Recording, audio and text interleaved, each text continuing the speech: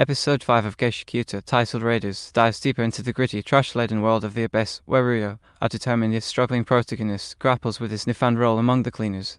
The episode picks up after the high-octane action of Episode 4, where Rudo witnessed the sheer power of Ryu's vital instrument, the Ripper, and faced his own limitations in controlling his mysterious pipe-based abilities.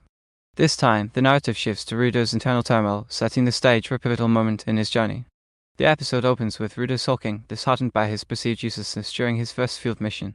His inability to wield his vital instrument effectively weighs heavily, evoking memories of his life in the heavenly realm and amplifying his sense of inadequacy.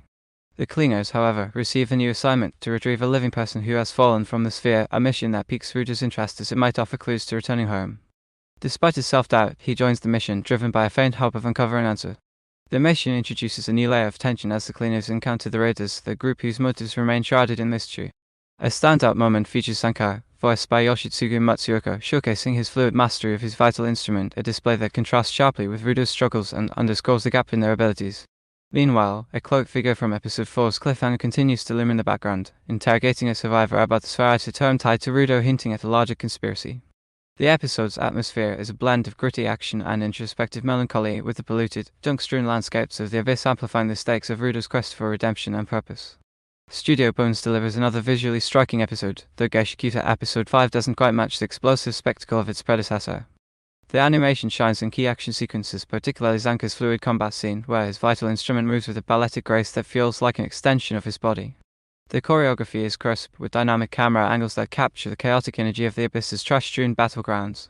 The animators Shoichi Fujita, Yuto Hara, Yukika Tamura, Kazuaki Akimoto, and Naomi Ogashiwa deserve praise for their attention to detail in rendering the grotesque yet fascinating trash beasts whose designs remain a highlight of the series. The beasts' grotesque forms, cobbled together from discarded debris, are both repulsive and imaginative, reinforcing the dystopian aesthetic. However, the episode's pacing falters at times, particularly in Rudo's introspective moments. While these scenes aim to flesh out his character, the animation during these quieter segments feels static, relying heavily on close-ups of Rudo's expressive eyes and Otakei on his manga art style, as noted by voice actor Aikikawa. These moments, while emotionally resonant, occasionally lack the visual dynamism seen in the action sequences, making the episode feel uneven. The color palette remains muted, with sickly greens and greys dominating the Abyss, which suits the atmosphere but risks becoming monotonous without more varied lighting or environmental contrast. The sound design, however, is a standout, with the clanging of metal and squelching of trash beasts adding a visceral layer to the action. The voice acting, particularly Matsuoka's Zanka and Aikikawa's Rudo, brings depth to their characters, contrasting dynamics Zanka's confident bravado against Rudo's raw vulnerability. The soundtrack, while not as prominent as in Episode 4, complements the tension with subtle, industrial undertones that enhance the oppressive setting. Gachiakuta Episode 5 is a solid, if not spectacular, continuation of Rudo's journey, balancing character development with hints of a broader narrative. The episode excels in showcasing the cleaners' camaraderie and the unique world-building of the Abyss, where trash is both a threat and a resource. Rudo's struggle with self-doubt is relatable, and his decision to push forward despite his fears sets up an intriguing arc for growth. The introduction of the raiders and the mysterious cloaked figure adds a layer of intrigue, suggesting that the series is building toward a larger conflict tied to Rudo's origins. That said, the episode doesn't fully capitalize on the momentum of Episode 4's action-packed climax. The uneven pacing and occasionally lackluster animation in quieter scenes hold it back from reaching the heights of its predecessor.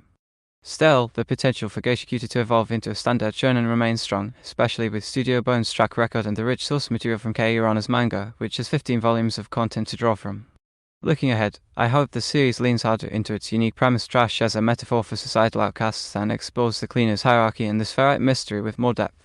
Episode 5 sets the stage for Rudo to grow as a cleaner, and I'm eager to see how he navigates his next challenges, especially with the raiders' ominous presence. For now, Gachiakuta remains a compelling blend of grit, heart, and potential, even if it's still finding its footing. Fans of shonen with a darker edge will find plenty to enjoy, but the series needs to tighten its pacing to truly shine.